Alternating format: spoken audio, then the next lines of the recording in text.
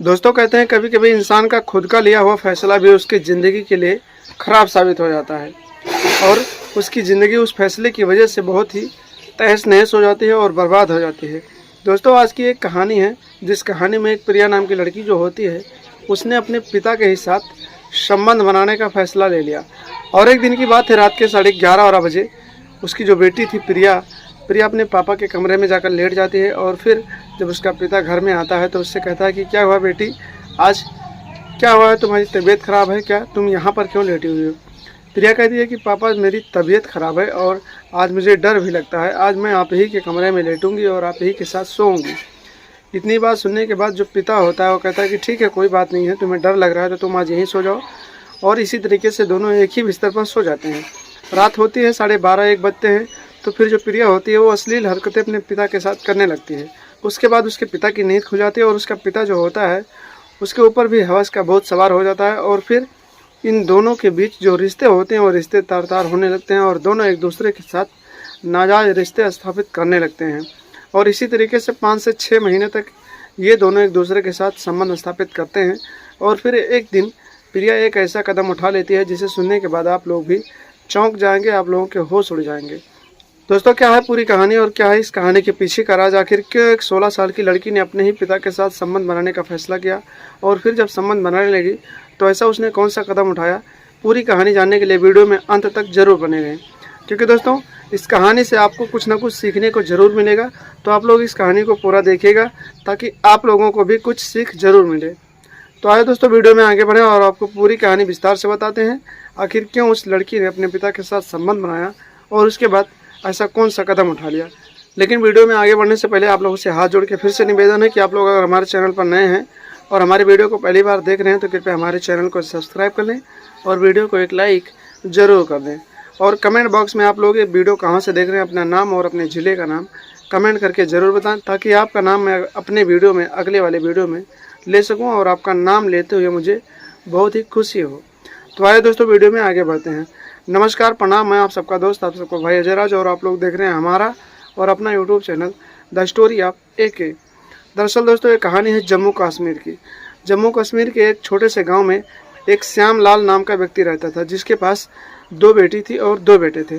सबसे बड़ी बेटी का नाम प्रिया था जिसकी उम्र 16 साल थी। श्याम लाल मेहनत मजदूरी करता था और अपने बच्चों का पेट पालता था, अपना घर चलाता था। उसकी पत्नी थी जिसका नाम कमला देवी था। श्यामलाल की ज़िंदगी अच्छे से कट रही थी, लेकिन एक दिन की बात है कि उसकी पत्नी कमला देवी की तबीयत खराब हो गई और तबीयत इतनी ख़राब हो गई कि उसे हॉस्पिटल ले जाते रास्ते में ही उसकी मौत हो गई। दोस्तों श्यामलाल उसी दिन से अकेला रहने लगा और कुछ ज़्यादा ही परेशान रहने लगा। श्यामलाल की सिर्फ एक ही बेटी थी जो बड़ी थी, यानी कि 16 साल की थी प्रिया। उसके बाद जो भी बच्चे थे सब छोटे छोटे थे, कोई 8 साल का था, कोई 10 साल का था, कोई 7 साल का था, यानी कि बहुत और बच्चे जो थे छोटे छोटे थे। श्यामलाल जो था मन ही मन सोचता रहता था कि मेरे बच्चों का परवरिश कौन करेगा, मेरी पत्नी तो मर चुकी है, मेरी पत्नी अब नहीं है इस दुनिया में, तो फिर मेरे बच्चों का देख रेख कौन करेगा। मन ही मन वो सोचने लगता। अपने रिश्तेदार और अपने कुछ बड़े लोगों से सलाह लेता है कि मुझे दूसरी शादी कर लेनी चाहिए, क्योंकि मेरे बच्चे छोटे छोटे हैं, तो जब दूसरी पत्नी आ जाएगी तो फिर मेरे बच्चों का ख्याल रखेगी और फिर उनकी ज़िंदगी अच्छे से कट जाएगी। इसी तरीके से श्यामलाल जो होता है दूसरी शादी करने के लिए सोचने लगता है। जब वो अपने रिश्तेदारों से इस बारे में बातचीत करता है तो उसके रिश्तेदार भी कहते हैं कि ठीक है, तो दूसरी शादी कर लेगा तो तेरे बच्चों की ज़िंदगी सुधर जाएगी और फिर तेरा घर फिर से अच्छे से चलने लगेगा।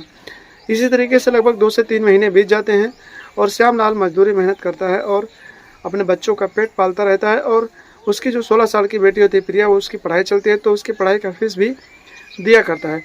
प्रिया इस बात से काफ़ी परेशान थी। वो सोचती रहती है कि आखिर जब सौतेली माँ आ जाएगी तो क्या वो मेरे भाइयों का, मेरी बहनों का देख रेख करेगी, क्या वो वैसा प्यार करेगी, क्या मेरे बहनों के साथ अच्छा व्यवहार करेगी या नहीं करेगी। इसी सोच में जो प्रिया होती है पड़ी होती है और काफ़ी परेशान हो जाती है। दोस्तों प्रिया अपने कॉलेज में जाती है और अपने कॉलेज की उसकी एक फ्रेंड होती है जिसका नाम शीला होता है।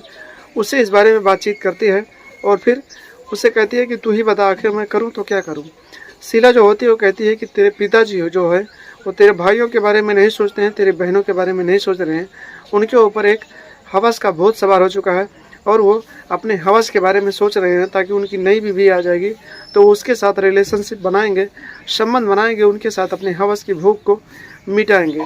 उन्हें सिर्फ और सिर्फ हवस का भूख है, उन्हें तुम लोगों के प्यार का भूख नहीं है। शीला जो होती है प्रिया की दोस्त, वो प्रिया से बताती है कि तू अपने पिता के हवस के भूख को मिटाए तो शायद वो दूसरी शादी ना करें, क्योंकि उनकी हवस मिटने लगेगी, उनकी भूख मिटने लगेगी, तो फिर वो दूसरी शादी करने के बारे में सोचना बंद कर देंगे। प्रिया जो होती है अपने भाइयों और अपने बहनों के लिए एक ऐसा कदम उठा लेती है, अपने अंदर ही अंदर फैसला कर लेती है कि मैं ही अपने पिता के साथ संबंध बनाऊंगी और फिर मैं उनके हवस के भूख को मिटाऊंगी। इसी तरीके से 2 दिन बीत जाते हैं। शाम का समय होता है, प्रिया खाना बनाती है और खाना बनाने के बाद अपने पिता श्यामलाल को देती है और सब लोग जब खा लेते हैं और सब अपने अपने कमरे में जाकर सो जाते हैं तो फिर श्यामलाल कहीं घूमने चला जाता है। उसके बाद वापस आता है तो देखता है कि उसके बिस्तर पर उसकी बेटी प्रिया लेटी हुई है। जब प्रिया से कहता है कि क्या हुआ बेटा, आज यहाँ कैसे लेटी हो, तो प्रिया कहती है कि पिताजी मेरी कुछ तबीयत खराब है और आज मुझे डर भी लग रहा है, तो मैं आज आप यहीं के पास सोऊंगी और यहीं पर रहूंगी। श्यामलाल जो होता है प्रिया के बारे में कुछ नहीं समझ पाता है और फिर कहता है कि ठीक है बेटा, आज तुम यहीं सो जाओ, फिर जो होगा देखा जाएगा। इसी तरीके से श्यामलाल अपनी बेटी के साथ उस बिस्तर पर लेट जाता है और फिर रात के 12-1 बजते हैं तो जो प्रिया होती है वो अश्लील हरकतें अपने पिता के साथ करने लगती है और फिर देखते ही देखते उसके पिता की नींद खुल जाती है और श्यामलाल के ऊपर पहले से ही हवस का भूत सवार होता है। उसे हवस की भूख होती है तो वो भी अपने रिश्तों को भूल जाता है और फिर अपने बाप बेटी के रिश्तों को तार तार करने लगता है और देखते ही देखते अपनी बेटी के साथ संबंध बनाने लगता है और इतने जोरदार तरीके के साथ उसके साथ संबंध बनाता है कि उसकी हालत ख़राब हो जाती है और वो रोने लगती है। इसी तरीके से पूरी रात में लगभग 2 से 3 बार श्यामलाल अपनी बेटी के साथ संबंध बनाता है और फिर जब सुबह होती है तो प्रिया उठकर अपने कमरे में जाती है तो उसके पैर लड़खड़ा रहे होते हैं और लंगड़ा कर चल रही होती है, लेकिन उसे कुछ समझ में नहीं आता है कि वो जो कर रही होती है वो सही कर रही है गलत कर रही है। इसी तरीके से श्यामलाल की जो हवस की भूख होती है वो मिट जाती है और फिर वो रोज़ उसी प्रिया के साथ अपने हवस के भूख को मिटाने लगता है और फिर शादी के बारे में सोचना बंद कर देता है। इसी तरीके से 5 से 6 महीने तक इन दोनों का रिलेशनशिप चलता है और एक ऐसा दिन आता है कि प्रिया जो होती है वो प्रेग्नेंट हो जाती है। इस तरीके से प्रिया अपने पिता को इसके बारे में बताते हैं तो फिर चोरी चुपके एक हॉस्पिटल में ले जाकर काफ़ी ज़्यादा पैसा देकर उसका जो श्यामलाल उसका पिता होता है उसका एबॉर्शन करवा देता है और फिर उसे घर ले आता है। लेकिन दोस्तों 5 से 6 महीनों के बीच गांव वालों को जो होता है धीरे धीरे इन दोनों के रिश्ते के बारे में पता चलने लगता है और फिर गांव में इसकी चर्चा होने लगती है। इस बात की जानकारी जब प्रिया को लगती है तो प्रिया काफ़ी अंदर से टूट जाती है और शर्मिंदगी महसूस करती है और सोचती है कि हम लोग तो गांव में बदनाम हो चुके हैं, आखिर इसका रास्ता क्या है, इस बदनामी से कैसे बचा जाए। एक दिन की बात है दोस्तों, घर में कोई नहीं होता है, प्रिया अकेली होती है और फिर श्यामलाल जो होता है खेत गया होता है। प्रिया जो होती है अपनी बदनामी को छुपाने के लिए पूरे गांव में अपने इज्जत को बचाने के लिए घर में जाती है और घर में एक रस्सी लेती है और रस्सी से फांसी का फंदा लगाकर अपने आप को आत्महत्या कर लेती है। उसके बाद दोस्तों खेत से जब श्यामलाल घर आता है तो देखता है कि उसका दरवाज़ा बंद है तो दरवाज़ा पीटने लगता है। जब दरवाज़ा नहीं खुलता तो खिड़की के रास्ते से देखता है तो कमरे के अंदर उसकी जो 16 साल की बेटी प्रिया होती है वो फांसी के फंदे से लड़की होती है और आत्महत्या कर ली होती है।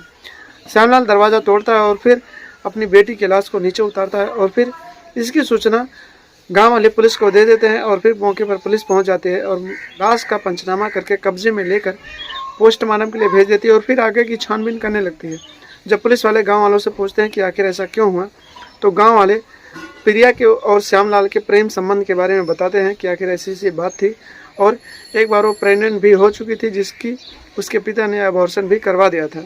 उसके बाद पुलिस वाले जो होते हैं श्यामलाल को हिरासत में लेते हैं और फिर उसे थाने ले जाते हैं और पूछताछ करते हैं तो श्यामलाल जो होता है डर के मारे पूरी कहानी पुलिस वालों को बताता है और पुलिस वाले जो होते हैं श्यामलाल के ऊपर लगातार बेटी के साथ बलात्कार करने का केस दर्ज करते हैं और चार्जशीट बनाकर उसे कोर्ट में पेश किया जाता है। जब जज साहब के सामने उसे पेश किया जाता है तो जज साहब उसे आजीवन कारावास के लिए सज़ा सुना देते हैं और फिर वहीं से श्यामलाल को हाथों में हथकड़ी डालकर जेल भेज दिया जाता है। तो दोस्तों इस कहानी को सुनाने का सिर्फ एक ही मकसद है, आप लोगों के दिल को दुखाने का नहीं है और किसी के दिल को ठेस पहुंचाने का नहीं है। बस आप लोगों को सावधान और सतर्क रखना है कि आप लोग ऐसे रिश्ते जो हैं उस रिश्ते को तार तार ना करें, उस रिश्ते को गलत तरीके से ना देखें ताकि आपकी बदनामी हो और आप कहीं भी मुंह दिखाने लायक ना रहें। दोस्तों इस कहानी से एक ही तात्पर्य निकलता है, मेरे समझ में यह आता है कि प्रिया ने जो फैसला लिया वो गलत था। उसने अपने पिता के साथ संबंध बनाने का फैसला लिया वो गलत था। अगर उसका पिता दूसरी शादी करना चाहता था तो उसे कर लेने देना चाहिए था, उसे इस तरह का फैसला नहीं लेना चाहिए था। दोस्तों प्रिया ने सही किया या गलत किया, आप लोगों के दिमाग में, आप लोगों के ख्याल में जो भी विचार हो कमेंट बॉक्स में कमेंट करके बताएं कि आखिर उसने ये फैसला लेकर गलत किया या सही किया। उससे अपने पिता के साथ संबंध बनाना चाहिए था या नहीं बनाना चाहिए था। आप लोग कमेंट बॉक्स में कमेंट करके ज़रूर बताएं और साथ में अपना नाम और अपना पता कमेंट बॉक्स में ज़रूर लिखें ताकि आप लोगों का नाम मैं अगले वीडियो में ले सकूं। तो दोस्तों आज के वीडियो में बस इतना ही। मिलते हैं कल शाम 8 बजे एक नई कहानी के साथ, एक बेहद ही सच्ची घटना के साथ।